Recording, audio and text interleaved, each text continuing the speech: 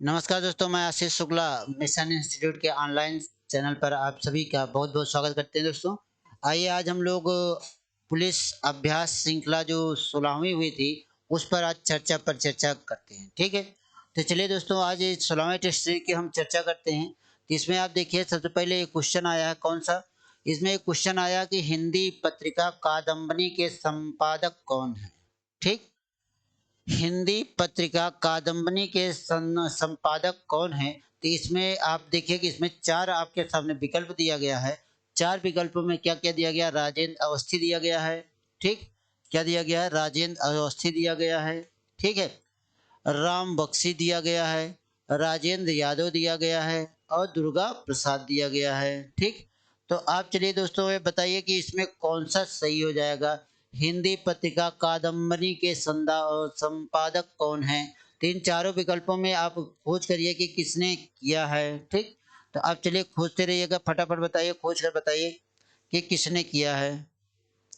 तो ध्यान दीजिएगा कि जैसे कि हिंदी पत्रिका कादम्बनी का संपादक किसने किया है, तो किसने किया भैया? किसने किया है? राजेंद्र अवस्थी ने किया है। किसने किया है? राजेंद्र अवस्थी ने किया है। ठीक, हिंदी पत्रिका कादम्बनी के संपादक कौन है? राजेंद्र अवस्थी है। तो विकल्प नंबर मतलब क्वेश्चन नंबर 39 का ए वाला एकदम सही हो जाएगा, राजेंद्र अवस्थी। ठीक, क्लियर है। अब बाकी यहाँ जो और आते हैं, जैसे कि यहाँ पे एक राजेंद्र यादव आए हैं। ठीक है, राजेंद्र यादव की जो कहानी रही, उन्होंने उन्होंने क्या लिखा था? उपन्यास लिखा था। ठीक है, राजेंद्र यादव ने उपन्यास लिखा था और इन्होंने एक हंस नामक समाचार पत्रिका का प्रकाशन किया था। ठीक, किसका किया था?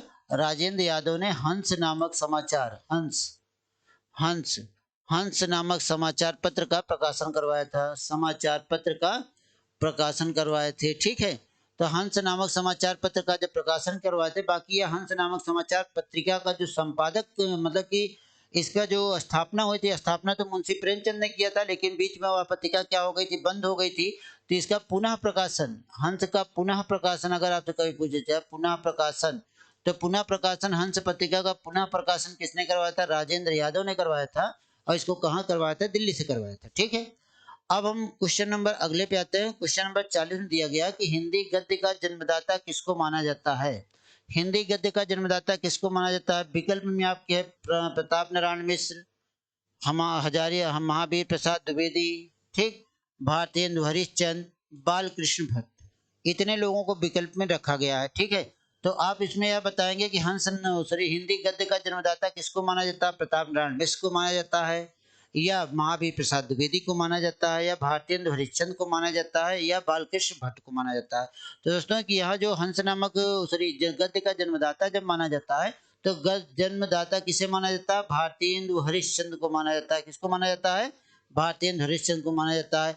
भारतेंदु हरिश्चंद्र का समय जो चलता हुआ 1850 होता है। इसी 1850 में हिंदी की गद्य में कविताएं या गद्य में काव्य की रचना प्रारंभ हो गई थी। ठीक, बाकी यहाँ पे जो आपके यहाँ देखिए, यहाँ जो क्वेश्चन नंबर 40 है, हिंदी गद्य के जन्मदाता कौन माने जाएंगे भैया? भारतेंदु हरिश्चंद्र को माना जाता है। क्लियर है। अब हम इसके अलावा जैसे यहाँ पे प्रताप नारायण मिश्र हैं। ठीक, प्रताप नारायण मिश्र ने एक काम किया था, बहुत बड़ा काम किया था, जिसका नाम क्या था? ब्राह्मण। ब्राह्मण नामक समाचार पत्र का प्रकाशन करवाए थे। किसका? ब्राह्मण नामक समाचार पत्र का ब्राह्मण नामक समाचार पत्र का प्रकाशन करवाए थे। ठीक, और उसके बाद फिर महावीर प्रसाद द्विवेदी को क्या कहा जाता है? हिंदी गद्य का प्रथम आचार्य कवि कहा जाता है। ठीक है, हिंदी गद्य का इनको क्या कहा जाता है? हिंदी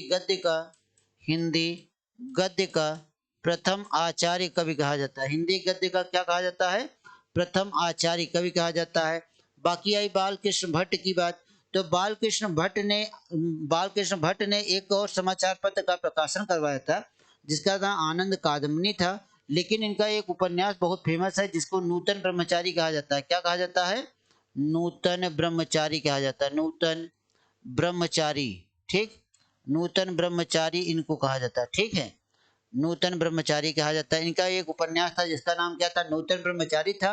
और इनका एक उपन्यास आता है कि 100 अजान एक सुजान। ठीक, यह कई बार एग्जाम में पूछा गया, तो इसको भी आप ध्यान दीजिएगा। बाकी हिंदी गद्य के जन्मदाता किसे माना गया है? भारतेंदु हरिश्चंद्र को माना जाता है। ठीक, क्लियर है। अब हम अगले क्वेश्चन पे चलते हैं। क्वेश्चन नंबर 40 में आपसे क्या कहता है? 40 क्या कर रहा है? मधुर का विलोम क्या होगा? ठीक, मधुर का विलोम क्या हो जाएगा? मधुर मतलब क्या होता है भैया? मीठा होता है। तो मीठे के विलोम क्या हो जाएगा? अम्ल हो जाएगा।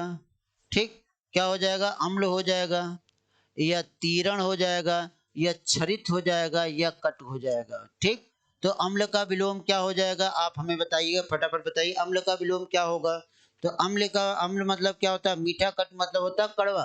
तो मधुर का विलोम क्या हो जाएगा? कट हो जाएगा। मधुर का विलोम क्या होगा? कट हो जाएगा। ठीक, तो मधुर का विलोम क्या हो जाएगा? कट हो जाएगा। अगला जो दिया गया है कि क्वेश्चन में दिया गया कि परिश्रम का विलोम क्या होगा? परिश्रम का विलोम शब्द क्या होगा? विश्रांत होगा, अश्रम होगा, विश्रम होगा, कि विश्राम होगा। ठीक, तो अब देखिए परिश्रम मतलब क्या होता है? जो कार्य करता है। ठीक, अब इसमें आप देखिए विश्रांत, आश्रम गलत ही लिखा गया है, विश्रम गलत लिखा गया है। अब आप बताइए कि इसमें कौन सा सही हो जाएगा? ठीक, जो परिश्रम करेगा लगातार कार्य करता रहता है, और उसका जो उल्टा हो जाएगा वह क्या हो जाएगा? विश्राम हो जाएगा। तो विकल्प नंबर डी एकदम सही उत्तर माना गया। ठीक, क्या माना गया? विकल्प नंबर डी एकदम राइट आंसर माना गया। अब आगे चले हम लोग, 42 का डी सही हो जाएगा। उसके बाद देखिए अगला चलते 43। लिखा गया है कि अचल शब्द का अर्थ है स्थिर, तो दूसरा अर्थ क्या होगा? अचल शब्द का अर्थ क्या है? स्थिर। तो इसका एक दूसरा भी अर्थ होगा। तो दूसरे अर्थ के लिए क्या बताया गया? चलायमान, स्थिर, निश्चल, गतिमान।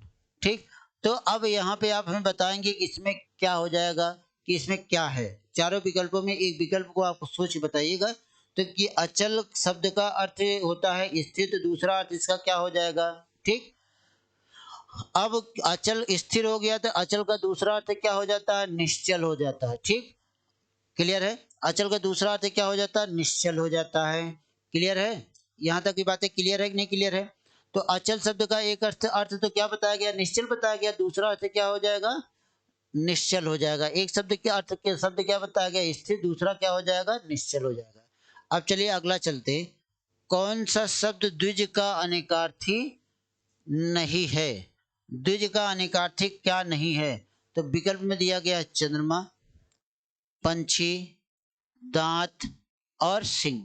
अब आप में यह बताएंगे इसमें कौन सा द्विज का अर्थ द्विज का अनेकार्थी नहीं है।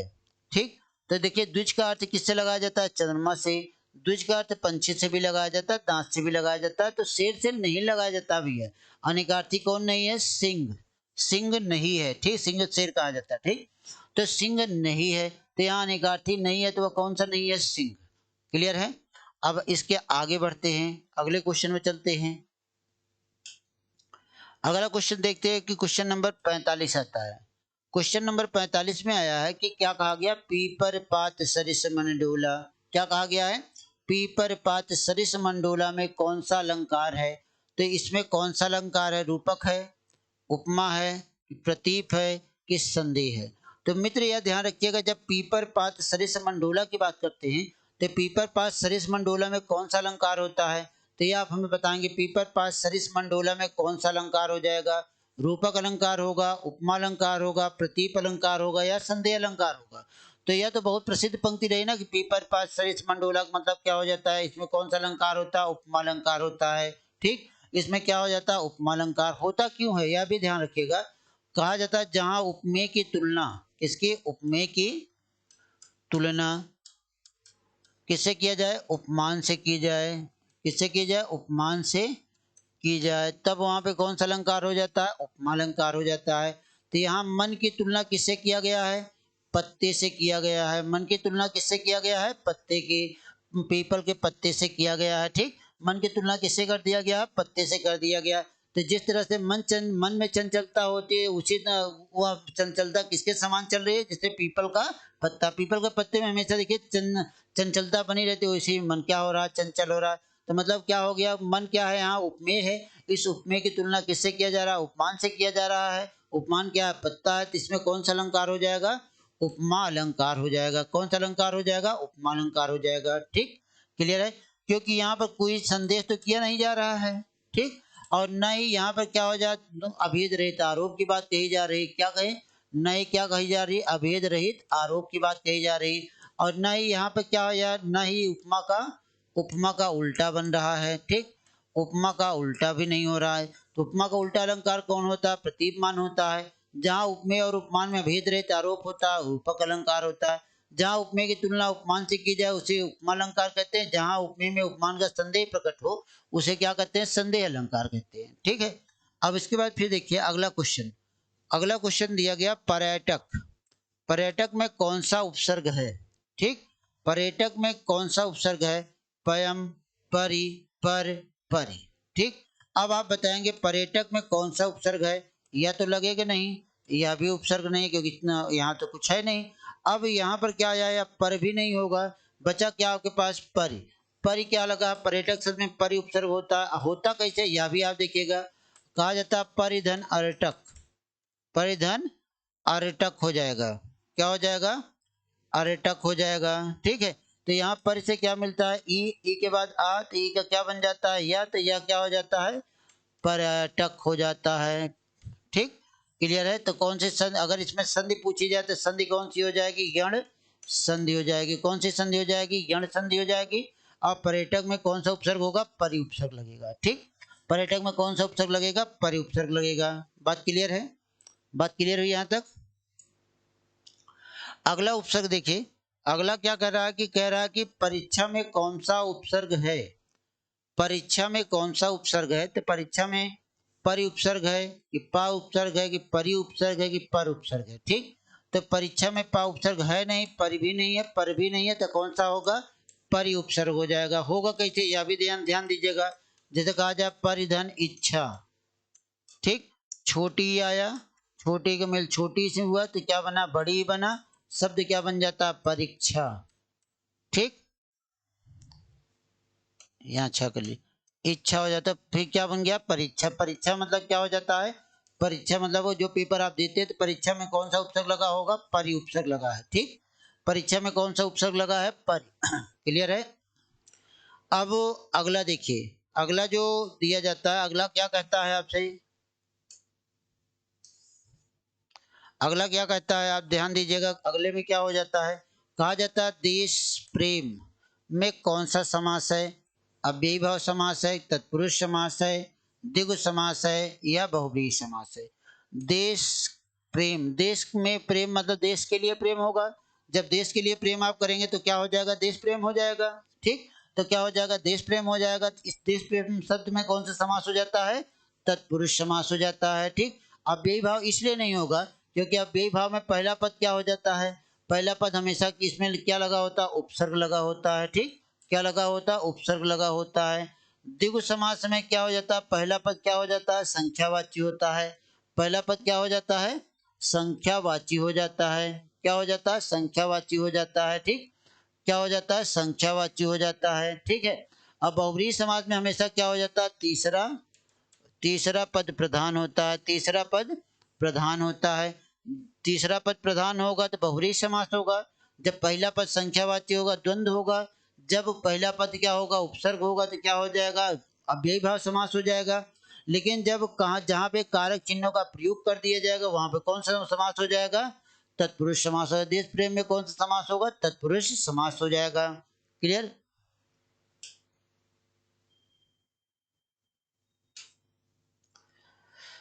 अब अगला क्वेश्चन देखिए, लिखा गया है कि किस रस को रसराज कहा जाता है? ठीक, किस रस को रसराज कहा जाता है? हास्य रस को कहा जाता है, श्रृंगार रस को कहा जाता है, कि वीर रस को कहा जाता है, कि हास्य रस को कहा जाता है? ठीक, हास्य हास्य दो बार विकल्प में आ गया। ठीक है, तो किस रस को रसराज कहा जाता है, आप हम बताएंगे। तो किस रस को रसराज कहा जाता है भैया, यह ध्यान रखिएगा। हास्य रस को किसी आचार्य ने रसराज नहीं कहा, इसको भी नहीं कहा, ये तो पहले कर। तो बच्चा आपके पास क्या? श्रृंगार रस। ठीक, अब ध्यान दीजिएगा, श्रृंगार रस को रसराज किसने कहा था? श्रृंगार रस को रसराज किसने कहा था? आचार्य आचार्य भोजराज ने कहा था। किसने कहा था? भोजराज ने श्रृंगार रस को क्या कहा था? श्रृंगार रस को क्या कहा था? रसराज कहा था। ठीक, क्या कहा था? आचार्य भोजराज ने श्रृंगार रस को क्या कहा था? रसराज कहा था। बाकी हास्य मतलब कि श्रृंगार से उत्पन्न हुआ रस होता है, ठीक है। वीर मतलब उत्साह हो जाता है। क्लियर हो गई बात? तो हास्य श्रृंगार रस को क्या कहा जाता है? रसराज कहा जाता है, इतना ध्यान रखिएगा। श्रृंगार रस को क्या कहा जाता है?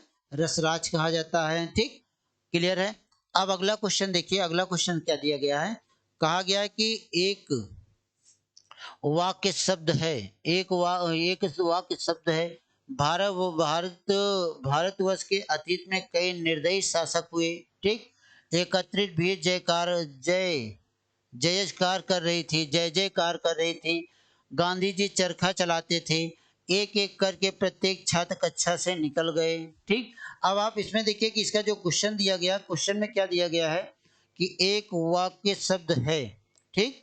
एक वाक्य शब्द है मतलब कि जहां पर किसी एक ही के बारे में कहा जाए, तो इसमें क्या हो गया, गांधी जी चरखा चलाते थे, तो एक वाक्य शब्द कौन सा हो जाएगा, गांधी जी चरखा चलाते चलाते थे, ठीक। यही वाक्य क्या हो जाए, शुद्ध वाक्य हो जाता है, ठीक है, और एक वाक्य बन जाता है। बात क्लियर है? तो विकल्प नंबर सी को आप एकदम राइट आंसर कर लीजिएगा। अब इसके बाद अगला क्वेश्चन देखिए 51। यह कहा गया 51 में क्या कहा गया, श्री कृष्ण के अनेकों नाम है, वाक्य का शुद्ध रूप लिखिए। तो शुद्ध रूप लिखने के मतलब यह होता है, हमने आपको पढ़ाया भी था, जब हमने आपको वचन बताया था तो हमने कहा था कि वचन में हमेशा क्या होगा, कुछ ऐसे शब्द होंगे जो हमेशा एक ही वचन में रहेंगे, उनको अलग अलग चीजों से दर्शाया नहीं जाएगा। तो इसमें जैसे इसमें कहा गया श्री कृष्ण के अनेकों नाम हैं, तो यहाँ अनेकों शब्द ही गलत हो गया। तो विकल्प देखिए, श्री कृष्ण के कई नाम हैं, श्री कृष्ण के विभिन्न नाम हैं, श्री कृष्ण के अनेक नाम है, श्री कृष्ण के विविध नाम है। तो ध्यान रखिए कि इसी अनेकों को अनेक कर दीजिएगा, शुद्ध हो जाएगा। तो विकल्प नंबर सी एकदम राइट आंसर हो जाएगा, श्री कृष्ण के अनेक नाम है। यह एग्जाम में कई बार आपके यहाँ क्वेश्चन आया हुआ है, ठीक। आपके यहाँ एग्जाम में बहुत बार एग्जाम प्रश्न आया हुआ है, इस पर विशेष ध्यान दीजिएगा, ठीक है। अब अगला क्वेश्चन क्या कहा गया कि पावन का संविच्छेद क्या होगा, पावन का संविच्छेद क्या होगा, पा धन वन होगा कि पा धन आवन होगा कि पौ धन वन होगा कि पो धनन होगा, ठीक। अब देखिए कि यहाँ पर क्या है, बड़ा है, ठीक है, तो इसमें विकल्प नंबर सी एकदम राइट आंसर हो जाएगा, पौ धन अन हो जाएगा। होगा कैसे, यह भी आपको हम बता दें कि जैसे अगर आपसे कहा जाए पौ और इसके साथ क्या जोड़ा जाता है, अन, यहाँ पे क्या आया है, आओ, ठीक। आओ को आ से मिलाया गया, आओ को क्या बनता है, आओ, क्या बनता है, आओ, आया आ गया पूरा, तो शब्द क्या बन गया, पावन। अब देखिए आओ आया कि नहीं आया, यहाँ पर बड़ा हुआ, आया ना आओ, तो इसलिए यहाँ पे क्या हो जाएगा, या हो जाएगा। अगर पोधन अन करते हैं तो पोधन अन करने से क्या बन जाएगा, पवन बन जाएगा, क्या बन जाएगा, पवन बन जाएगा। क्लियर है? आगे बढ़े, इतनी बातें क्लियर है ना?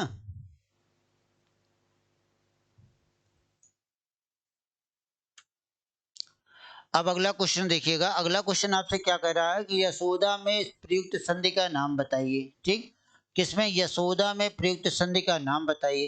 तो यशोदा में कौन सी संधि है, ठीक। स्वर संधि है कि व्यंजन संधि है कि विसर्ग संधि है कि इनमें से कोई नहीं। लेकिन ऐसा हो ही नहीं सकता कि यशोदा में कोई संधि ना हो, ठीक, ऐसा हो ही नहीं सकता। तो यशोदा में कौन सी संधि हो जाती है, यह आप जानिए कि यशोदा में कौन सी संधि हो जाती है, विसर्ग संधि होती है। होता क्यों है यह भी आप जान लीजिएगा, ठीक। जैसे अगर आपसे कहा जाए यशः धन दा, ठीक, यहाँ विसर्ग आया, विसर्ग के बाद में वर्ग का तीसरा चौथा पांचवा वर्ण दिखाई दे रहा है, तो विसर्ग का परिवर्तन किसके साथ हो जाता है, ओ के साथ हो जाता है। तो इसलिए इसमें कौन सी संधि हो जाती है, विसर्ग संधि हो जाती है। यशोदा का संविच्छेद क्या होगा, यशाधंधा होगा। और इसमें क्या हो जाता है, विसर्ग ओ की मात्रा बना लेता है, ओ की मात्रा आ गई है, तो इसमें कौन सी संधि हो जाएगी, विसर्ग संधि हो जाएगी। क्लियर? अब आगे चलते हैं, फिर लिखा गया पौधन अन, ये तो अभी अभी आपको हमने करके बताया ही है, ठीक। पौधन अन में कौन सी संधि प्रयुक्त है, तो मतलब कि यहाँ पे पौधन अन का मतलब क्या होगा, पावन। क्यों हो जाएगा, यह हमने अभी अभी आपको बताया था, पौधन अन, ठीक। यहाँ से क्या मिला, औ, और यहाँ पे क्या दिख रहा है, आ, दोनों मिलके क्या बना दिए, आओ, तो शब्द क्या बन गया, पावन, क्या बन गया, पावन। आ गया कि नहीं आ गया, यहाँ पर आओ आ गया ना।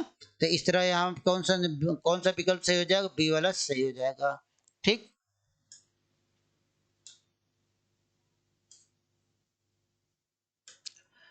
अगला क्वेश्चन देखिए कि अगला क्वेश्चन क्या कहा गया, निराला की कविता जूही की कली उदाहरण है, वर्णित छंद का है, मात्रिक छंद का है, मुक्तक छंद का है कि इसमें से कोई नहीं। तो ध्यान दीजिए कि किसकी, निराला जी मुक्तक छंद के क्या माने जाते हैं, सम्राट कवि माने जाते हैं, ठीक है। और इन्होंने क्या किया था कि जब जूही की कली लिखा था, तो जूही की कली जब लिखा था तो इन्होंने उसमें किस छंद का प्रयोग किया था, मुक्तक छंद का प्रयोग किया था। किसका प्रयोग किए थे, मुक्तक छंद का प्रयोग किए थे, ठीक है। और उसके बाद यहाँ पे ध्यान रखिए, मुक्तक छंद का उदाहरण है तो मुक्तक छंद का उदाहरण वाला कौन सा हो जाएगा, जूही की कली हो जाएगी। और जूही की कली में अगर आपसे पूछा जाए कि जूही की कली में कौन से छंद का प्रयोग किया था, उन्होंने कवित्व छंद का प्रयोग किया था। लेकिन जब उदाहरण की बात करते हैं तो उसमें हमेशा क्या, कवित्व मतलब मुक्तक छंद होता है, ठीक। वह मुक्तक छंद से आता है, तो यहाँ पे क्या हो जाएगा, मुक्तक छंद हो जाएगा, ठीक। वर्ण नहीं, वर्णों की बात नहीं थी, मुक्तक मतलब छंद से मुक्त रहा। कहाँ पे कौन छंद आएगा कोई भरोसा नहीं था। अब उसके बाद फिर अगला देखिए, क्वेश्चन नंबर 56 में क्या कहता है, जहां चारों चरणों में समान मात्राएं हो उस छंद को क्या कहते हैं, ठीक। जहां चारों चरणों में समान मात्राएं हो उस छंद को क्या कहा जाता है, तो सममात्रिक कहते हैं कि विषम मात्रिक कहते हैं, अर्ध सममात्रिक कहते हैं या सभी कहते हैं। तो सभी तो होगा नहीं, चारों चरणों में जब समान मात्राएं होती हैं तो उसे हम क्या कहते हैं, सममात्रिक कह देते हैं। क्या कह देते हैं, सममात्रिक छंद कहते हैं। अर्ध सममात्रिक छंद में क्या हो जाता है, सम सम विषम विषम चरणों की मात्रा समान होती है, ठीक। और विषम मात्रिक छंद में हमेशा विषम मात्रिक छंद को एक नाम दिया जाता है, क्या, संयुक्त छंद के नाम से जाना जाता है।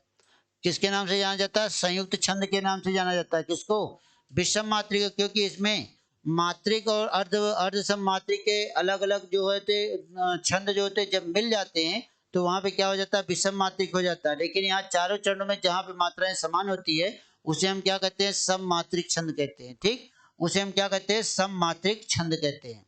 क्लियर है। अगला क्वेश्चन देखते हैं।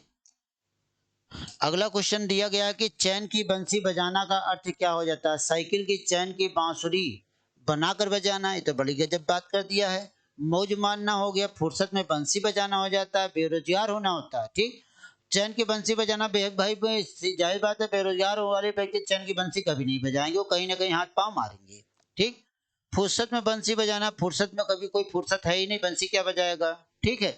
और साइकिल की चैन की बांसुरी बनाकर बजाना, यह भी साइकिल की चैन की बांसुरी क्या होगा, बच्चा क्या आपके पास, मौज मारना। तो चैन की बंसी बनाने मुहावरे का अर्थ क्या हो जाएगा, मौज मारना हो जाएगा। तो विकल्प नंबर बी वाला एकदम सही हो जाएगा, ठीक। तो क्या हो जाएगा, विकल्प नंबर बी एकदम राइट आंसर हो जाएगा। बात क्लियर है। अब उसके बाद फिर अगला मुहावरा देखिए क्या दिया गया है, सिर उठाना। क्या कहा गया, सिर उठाना मुहावरे का सही अर्थ क्या होता है, रंग उतर जाना, ठीक, भेद प्रकट करना, विद्रोह करना और बहुत पछताना। ये चार विकल्प आपके सामने है मित्र। इन चारों विकल्पों में आप बताएंगे इसमें से कौन सा सही है। सिर उठाना मुहावरे का अर्थ क्या हो जाता है, मतलब कि सिर उठाने का मतलब क्या हो जाता है, जब विद्रोह कर देते हैं किसी का, आप क्या करते हैं, विद्रोह कर देते हैं, तो विद्रोह क्या होता है, सिर उठाना हो जाता है, ठीक। जैसे आप किसी के साथ बहुत दिन तक उसकी वफादारी करिए लेकिन उसके बाद उसके खिलाफ आ जाइए तो वह क्या हो जाएगा, सिर उठाना हो जाएगा, ठीक। विद्रोह करना हो जाएगा। विकल्प नंबर डी एकदम राइट आंसर। उसके बाद देखिए क्वेश्चन नंबर 59 में दिया गया है, कान भरना मुहावरे का अर्थ क्या होता है। कान भरना मतलब क्या हो जाता है, धोखा देना होता है, चाणक्य होना होता है, चुगली करना होता है या असर ना होता है। तो कान कान भरना या कान फूकना दोनों एक ही है, ठीक। तो अब वह धोखा देना तो होगा नहीं, कि हो जाएगा, नहीं होगा। चाणक्य बनना गलत हो गया। अब बच्चा आपके पास क्या, दो विकल्प बच्चे, इसमें से आप बताइए कि इसमें से क्या होता है। कान भरने का मतलब क्या हो जाता है, असर ना होना, गलत। बच्चा आपके पास क्या, चुंगली करना, तो चुंगली करना क्या हो जाएगा, यही क्या हो जाएगा, सही उत्तर हो जाएगा। कान भरने का सही उत्तर क्या हो जाएगा, चुंगली करना हो जाएगा। क्लियर। अब उसके बाद देखिए दिया गया है कि इसमें से कौन सा शब्द तद्भव है। सब मधुप, मधुकर, भ्रमर, भौरा, यह चार जो दिया गया सब भौरा से संबंधित हैं, ठीक। किसके, भौरा के पर्यायवाची हैं। इसमें से आप उसमें देख लीजिएगा तद्भव कौन सा है। तो तद्भव मतलब मधुप पर्यायवाची शब्द है, भौरा भ्रमर भी है, मधुकर भी है। बचा आपके पास क्या, भौरा। भौरा क्या हो जाएगा, तद्भव शब्द हो जाएगा। बाकी ये सब कहाँ चले जाएंगे, तद्भव में, तत्सम में चले जाएंगे, ठीक। सब कहाँ चले जाएंगे, तत्सम में चले जाएंगे। आगे चले। अगला दिया गया है कि क्या कहा गया है कि मदरी मदरी का तत्सम रूप क्या होता है? मदरी का, मदरी मतलब क्या हो जाता है, इसका तत्सम रूप क्या हो जाता है? मुद्री होता है, मुद्रिका होता है, मुंदरी होता है या मुद्रिका होता है? तो देखिए मदरी जब कहा गया मुंदरी कहा जाता है, इसे मुंदरी कहा जाएगा, लेकिन मदरी दिया गया तो मदरी का तत्सम रूप क्या हो जाएगा? मुद्रिका हो जाएगा। ठीक, क्या हो जाएगा? मुद्रिका हो जाएगा। क्लियर है? क्या हो जाएगा? मुद्रिका हो जाएगा। क्लियर? आगे चलें। अब अगला एक दिया गया है, कहा गया किलक अरे मैं नेह निहारू इन दांतन भर मोती वारू। कहा गया किलक अरे मैं नेह निहारू इन दांतन पर मोती वारू। यह क्या है? इस पंक्ति में कौन सा रस है? कौन सा रस है? वीर रस है, तत्सल रस है, शांत रस है या हास्य रस है? तत्सल को वत्सल कर लीजिएगा, वात्सल्य रस, वात्सल्य रस। ठीक, तो इसमें कौन सा हो जाए? किला करे मैं नेह निहारू इन दातन पर मोती मारू। किला करे मैं नेह निहारू मतलब किलक मतलब जो हल्की हल्की मुस्कान बच्चों की होती है, उसमें से दो दांत आगे चमकते हुए दिखाई देते हैं, तो कहा गया किला करे मैं नेह निहारू इन दातन पर मोती मारू। तो इसमें कौन सा अलंकार हो जाएगा? वात्सल्य रस हो जाएगा। कौन सा रस होगा? वात्सल्य। यहाँ तत्सल लिखा है, इसे वात्सल्य कर लीजिएगा। ठीक, तो इसमें क्या हो जाएगा? वात्सल्य रस हो जाएगा। क्लियर है? तो वात्सल्य रस कर लीजिएगा। क्लियर? आगे चलें। अगला देखिएगा, अगला कहा गया उसी तपस्वी से थे लंबे देवदार दो चार खड़े। ठीक, उसी तपस्वी से थे लंबे, तपस्वी के समान लंबे थे। कौन? देवदार दो चार खड़े। तब इसमें इस पंक्ति में कौन सा अलंकार होगा? विकल्प में दिया गया अनुप्रास अलंकार है, प्रतीप अलंकार है, यमक अलंकार है कि रूपक अलंकार है? वर्णों की आवृत्ति हो नहीं रही, अनुप्रास काट दिया, अब तीन में आप खोजिएगा, प्रतीप है क्या, यमक है कि रूपक है? अब यहाँ देखिए एक शब्द दो बार नहीं आए हैं, एक शब्द दो बार नहीं हुए हैं, दो बार नहीं आए हैं। तो जब एक शब्द दो बार नहीं आए होते हैं, दोनों का अर्थ कहाँ से हम बताएंगे अलग अलग होगा? तो कोनो ऐसा शब्द है नहीं जो दोहराया गया होगा। ठीक, अब बच्चा रूपक। तो रूपक में क्या हो जाता है? जहाँ उपमेय में क्या हो जाता है? जहाँ उपमेय में, उपमेय में उपमान का, उपमान का अभेद रहित आरोप लगाया जाता है। क्या लगाया जाता है? अभेद रहित आरोप लगाया जाता है। अभेद रहित आरोप होता है तब वहां पे कौन सा अलंकार हो जाता है? वहां पे कौन सा अलंकार हो जाता है? रूपक अलंकार हो जाता है। लेकिन यहाँ पे अब बचा क्या? नया हुआ, नया हुआ, नया हुआ, तो बचा क्या? प्रतीप अलंकार। प्रतीप अलंकार हमेशा ध्यान रखिएगा या उपमा का उल्टा अलंकार होता है। किसका? उपमा का उल्टा अलंकार होता है, उपमा का उल्टा होता है। ठीक, उपमा का उल्टा होगा मतलब यहाँ पे क्या हो जाएगा? उपमेय को बड़ा, उपमेय को बड़ा और उपमान को क्या बताया जाएगा?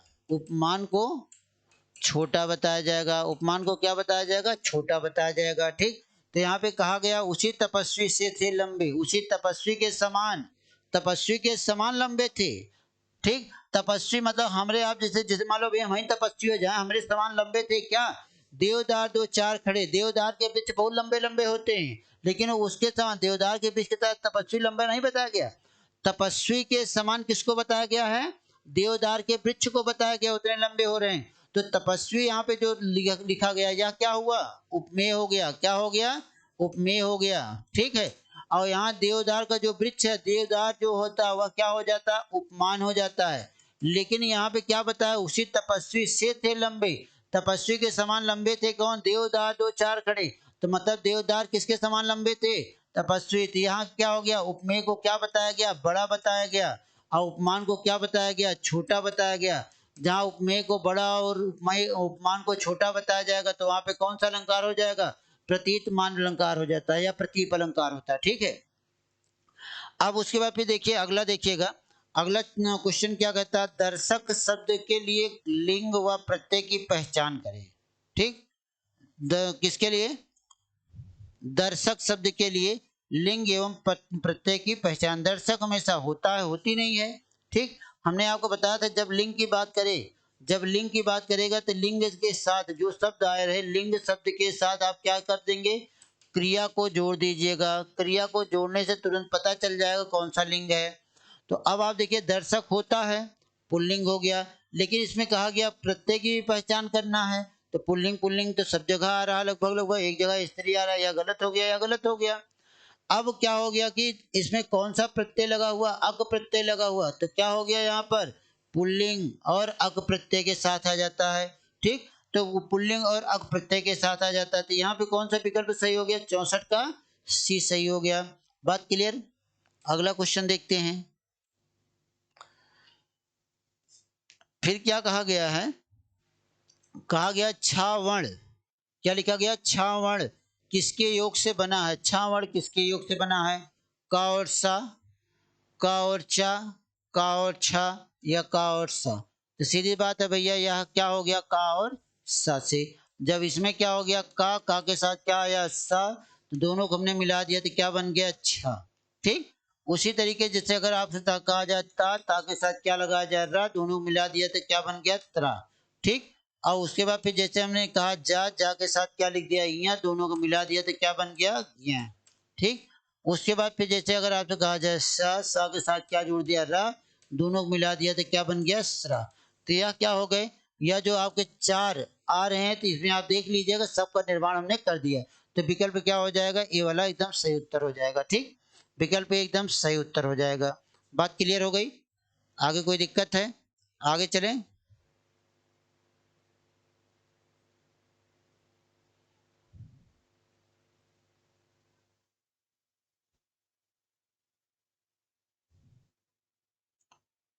आगे चलते हैं।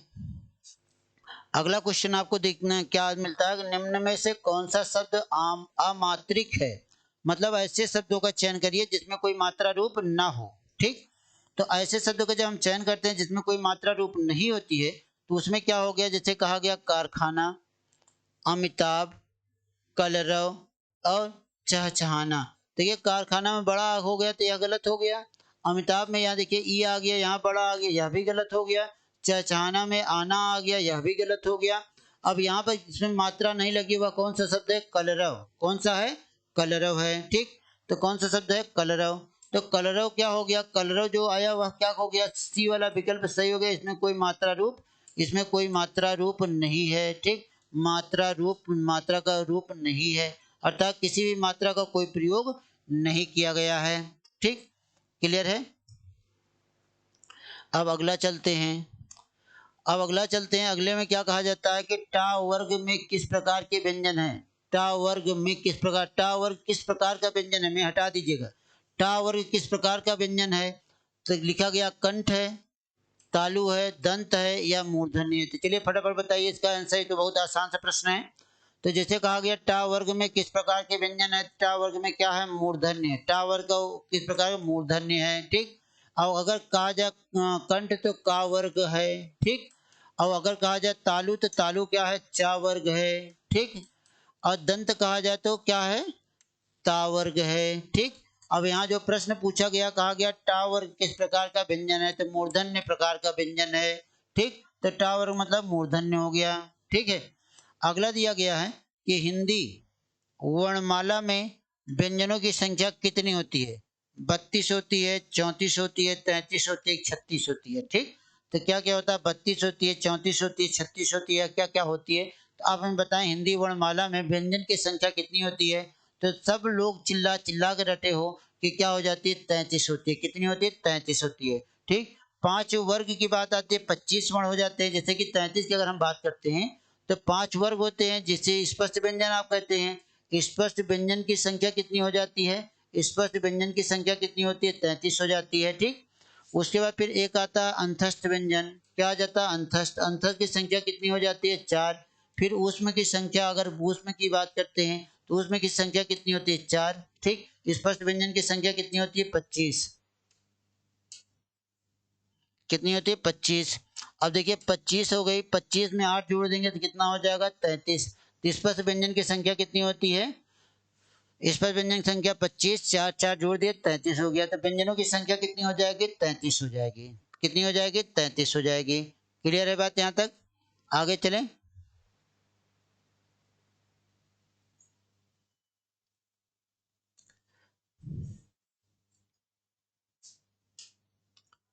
अगला क्या कहा गया है, देखिए कहा गया क्या, निम्नलिखित में से अमृत का पर्यायवाची नहीं है। इसको जरूर ध्यान देना, नहीं है को, नहीं है के चक्कर में गड़बड़ा जाता है।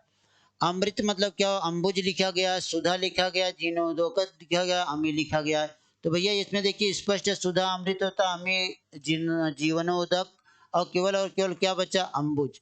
अंबुज क्या होता है, अमृत का पर्यायवाची शब्द नहीं है, बाकी तीनों क्या है, अमृत का पर्यायवाची शब्द हैं। ठीक, क्लियर है।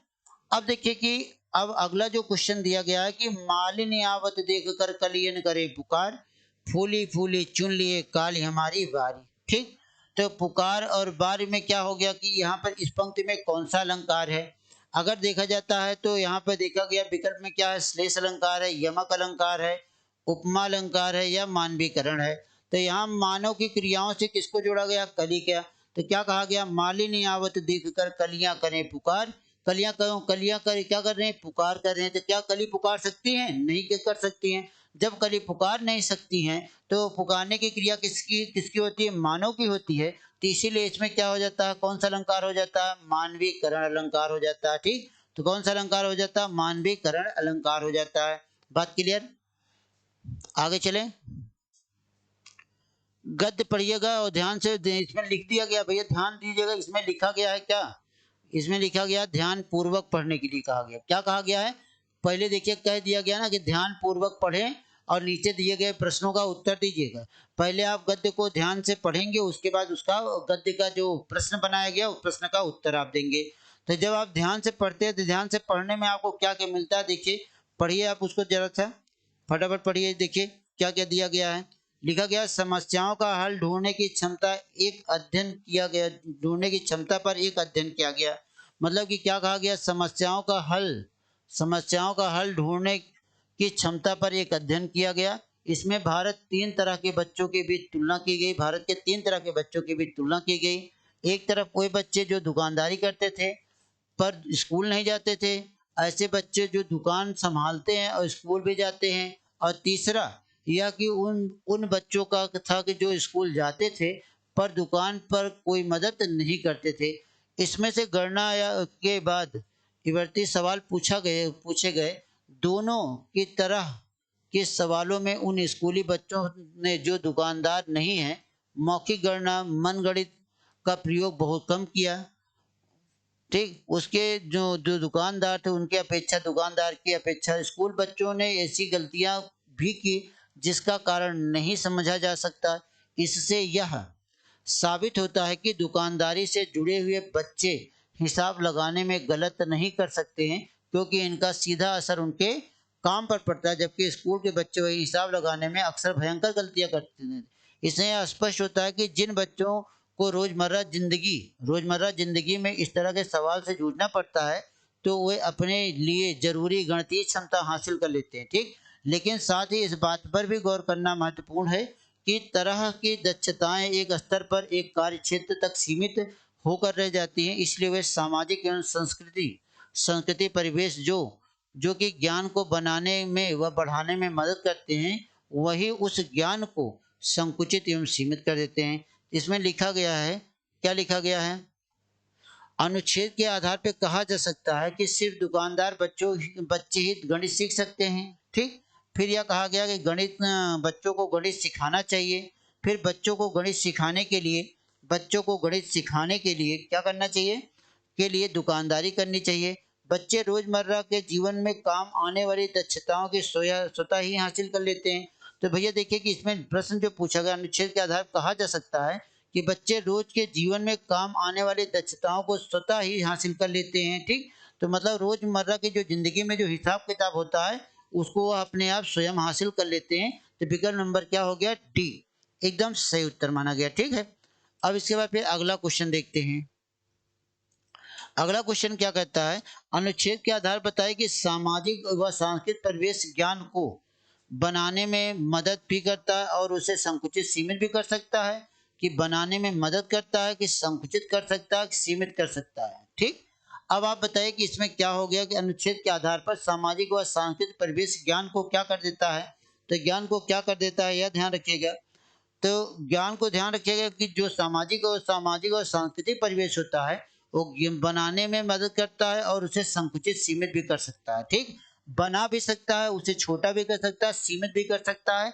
तो अर्थात यह क्या हो गया कि विकल्प नंबर एकदम सही उत्तर ठीक, विकल्प ए एकदम सही उत्तर लिया गया। ठीक है, अब उसके बाद देखिए कि कहा गया इग प्रत्यय का उदाहरण है। क्या कहा गया? इग प्रत्यय का उदाहरण है। इग प्रत्यय का जो उदाहरण है, कहा गया कि चूंकि, सीमित, संकुचित। ठीक, संकुचित। और यहाँ पे इग लिखा गया है तो इसमें सांस्कृतिक लिखा गया। ठीक, तो इसमें कौन सा उदाहरण हो जाएगा? सांस्कृतिक उदाहरण हो जाएगा। ठीक, क्या हो जाएगा? सांस्कृतिक हो जाएगा। तो यहाँ पे क्या हो गया? डी वाला विकल्प सही उत्तर माना गया। ठीक, क्लियर है। आगे चलते हैं हम लोग। अब लिखा गया कि मन गणित का अर्थ क्या होता है? मन गढ़ंत गणित होता है, मन पसंद गणित होता है, मन ही मन हिसाब लगा लेना होता है, या कठिन गणित होता है। तो मन गणित का अर्थ क्या होता है? तो मन गणित का अर्थ आप बताइएगा। मन गणित का अर्थ क्या होता है? मन ही मन में अपना सारा सिस्टम सेट कर लेना होता है। ठीक, मन गणित का अर्थ क्या होता है? मन ही मन में अपना सारा सिस्टम सेट कर लेना होता है, तो वह मन गणित कहलाता है। ठीक, तीसरा क्या हो गया कि वह मन ही मन में हिसाब लगा लेना होता है। विकल्प नंबर क्या हो गया? विकल्प नंबर क्या हो गया? यहाँ पर ध्यान दीजिएगा, यहाँ पर क्या हो गया? मन ही मन में हिसाब लगा लेना हुआ। ठीक, तीसरा विकल्प क्या हो गया? विकल्प नंबर सी एकदम राइट आंसर हो गया। क्लियर। अब अगला चलते हैं। संयुक्त क्रिया का उदाहरण पूछा जो गद्यांश से सम्मिलित नहीं होता। ठीक है, या लगा भी सकते हैं। संयुक्त क्रिया का उदाहरण है हिसाब लगाते हैं, स्कूल जाते हैं, अध्ययन किया गया है, या दुकान संभालते हैं। तो देखिए यहाँ पर है की बात कहा जा रहा है। ठीक, सारे वाक्यों में देखिए कि हर जगह क्या है की बात कही जा रही है मतलब क्या हो गया? है मतलब क्या हो जाते हैं? है के मतलब क्या होता है? यह सहायक क्रिया के रूप में होती हैं। ठीक, सहायक क्रिया के रूप में होती हैं। तो यहाँ भी है लगा, यहाँ भी है लगा, तो ये सब कहाँ चले जाएंगे? सहायक क्रिया में। लेकिन यहाँ पर एक क्रिया को दूसरी क्रिया पूर्ण कर रही है, गया, तो यही गया क्या कहलाएगी? संयुक्त क्रिया कहलाएगी। अर्थात प्रश्न के अनुसार विकल्प नंबर सी एकदम सही उत्तर हो जाएगा। ठीक, प्रश्न के अनुसार विकल्प नंबर सी एकदम सही उत्तर हो जाएगा। तो इस तरह दोस्तों आज की यहाँ पर क्या सारे क्वेश्चन आपके पूरे हुए। अब आप लोग इसका मिलान कर लीजिएगा, जहाँ त्रुटि होगी वो त्रुटियों को क्षमा करिएगा, जहाँ पर कोई और गलतियाँ होंगी उसको भी क्षमा करिएगा। आप उसको कमेंट बॉक्स में जाके कमेंट जरूर कर दीजिएगा उसके लिए। ठीक है, आपके हर समस्या का निदान यही हम लोग देंगे यहाँ से। आप इसके लिए निश्चिंत रहिए।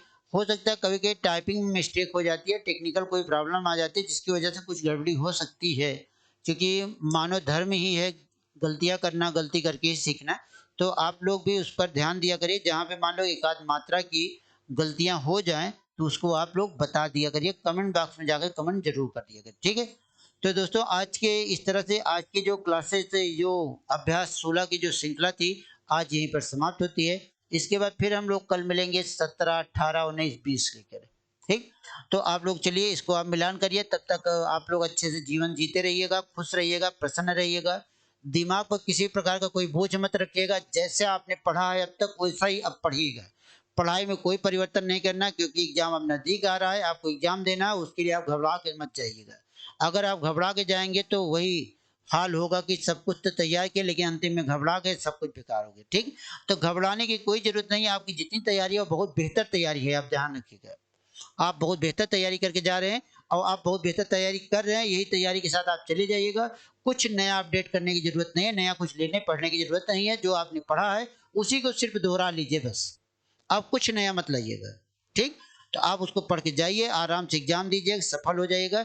लेकिन उसके पहले आप लोग अभी जो है स्वस्थ रहिएगा, मानसिक तनाव से दूर रहिएगा। ठीक दोस्तों, तो चलते हैं, आज की क्लास बस यहीं समाप्त होती है। आप सभी को बहुत बहुत धन्यवाद। ठीक, जय हिंद, जय भारत।